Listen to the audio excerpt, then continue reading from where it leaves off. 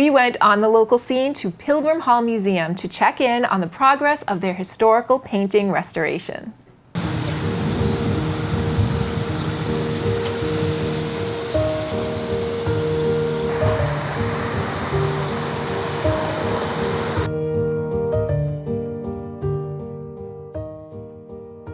First of all, we weren't certain if we would be able to accomplish this task. As you know, the museum had so many needs. We needed to replace the entire roof. We needed new building systems to provide us with the environment where the precious documents and artwork and furniture and things that we have can be preserved over time. And we thought, well, can we take an additional step? Can we find the wherewithal to also address these two enormous paintings? And just the scale of them was a little daunting for us, because they are not, the ordinary portrait on the wall that you can just take down and send to a studio and have it conserved. These are enormous paintings, 14 feet across by 12 feet in height. They also have their beautiful historic frames that need attention. So we spent quite a few years thinking about whether or not this was possible. And this part of our project, the museum has funded with the assistance of actually the Town of Plymouth Promotions Fund, gave us a wonderful grant so we could have part of the project be a public event for people to come and see. These have been part of our art landscape here for almost 150 years now. Although many here in Plymouth may not be familiar with them, and we'd certainly like people to get better acquainted with them. But it's hard to do when things aren't in a condition where you can actually see what the artist has put on the canvas. So every now and then, every century or so, it's really important for museums like ours to invest in the process to bring these paintings back so you can appreciate the artist's vision. And in our case, these artists are showing a scene that is absolutely fundamental to our community, the establishment of Plymouth Colony and its roots. How did people end up deciding they were going to come here? What were the decisions that they made? What was that like emotionally for these families?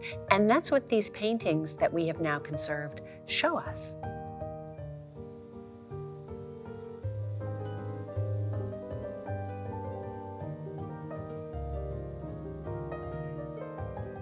So these two large paintings that we've been looking at show the same scene, the Pilgrim's departure from Holland in July of 1620.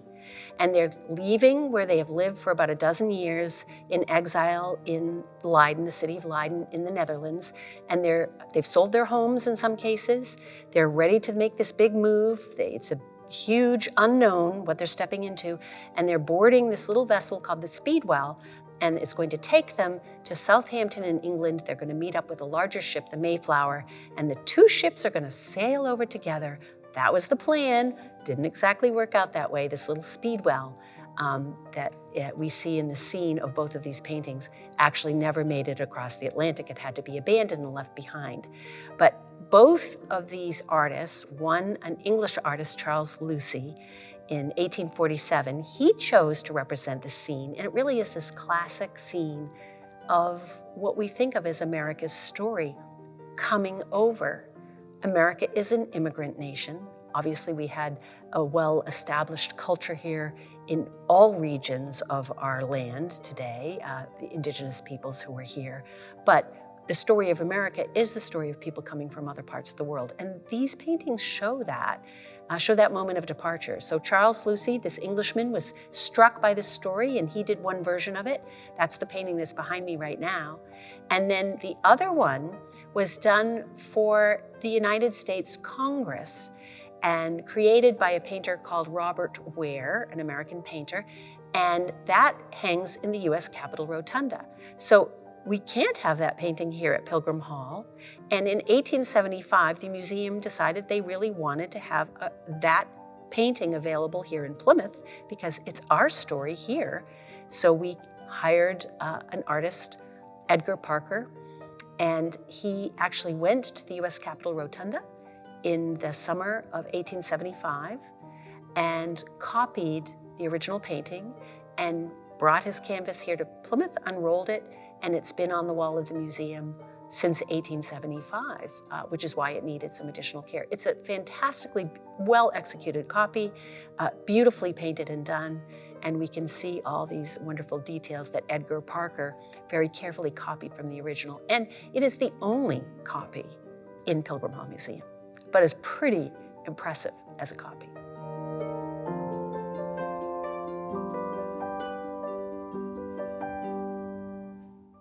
There's nothing like really seeing a process of professional work done in the museum world, in this case, the conservation of artwork. Most of us have no idea how this work is done. It is a scientific process. Every aspect of it is just sort of minutely analyzed because the goal is to maintain the original artwork, to restore that original artwork. But to do that, you want to take off the grit and grime of years. You actually are using a solvent. You're removing things from the surface of a painting. Now, I don't know about you, but that would terrify me, thinking, oh, I don't want to touch this because I could destroy it. And that's absolutely right. You need to have these wonderful trained conservators who understand. They'll use their little Q-tips.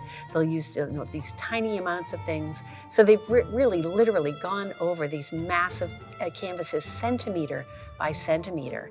And as they're doing that work, they're discovering things in each little section of the painting, and they share that with the museum. They share that. They have been sharing that with members of the public who have been able to see part of this process, and with our volunteers. We have a fantastic volunteer crew that have come to us from the town, from Pine Hills, Red Brook, from the downtown area, from all the villages of Plymouth. We've had people volunteering to help with this project, which is wonderful. So when the public comes in, they're invited into a portion of the original main hall for the next few weeks until we move on to the next phase of construction, and then we'll need to stop access to this area for a while. But it's an opportunity probably to get as close to these paintings as anyone is ever going to get, and to see them in a way that people haven't seen for literally 140 years. They are pristine, they are beautiful. There are so many decisions that were made about this treatment as it was taking place that have in some ways changed these paintings, where we're not looking at exactly the same things we were looking when they came down. We will be making available some of the before and afters, and there's some very, very striking before and afters, things that surprised us. I'll just say, look for Edward Winslow's missing head. That's all I'm going to say. We've tackled most of what the restoration project intended to do.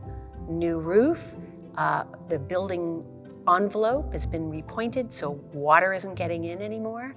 An absolutely wonderful new HVAC system. We are here on a tremendously humid and hot day in Plymouth.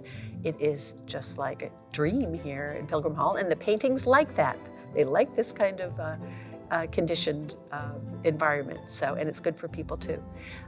So really, it's mostly the lighting, and then on the other side, when the light is installed, and we've got a huge volume in the space, it goes up 32 feet to the crest here.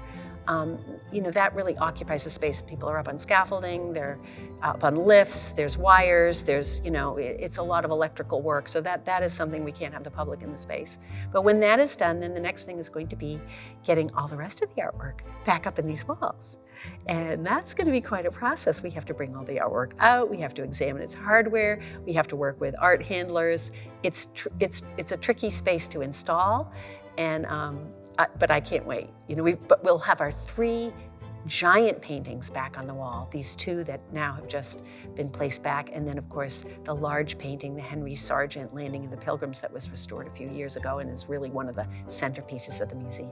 So this space is just going to be, it's going to look like, I don't think anyone's ever seen it before, with everything so freshly restored.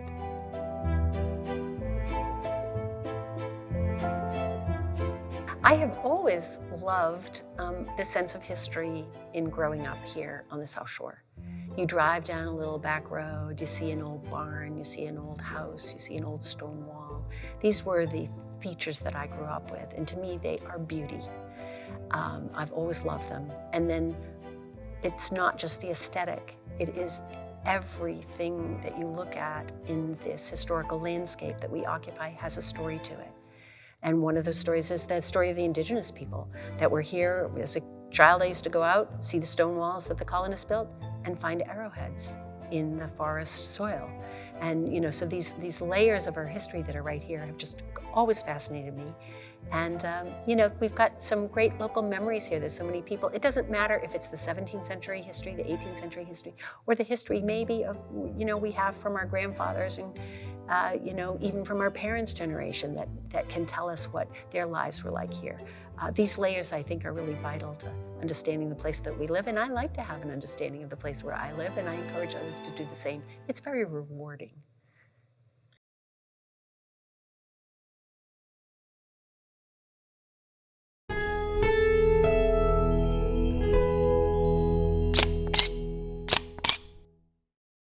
Hi, we're so glad you stopped by. If you'd like to support Community in Action through media, please consider donating to the local scene. The QR code will take you where you need to go. Thanks, friend.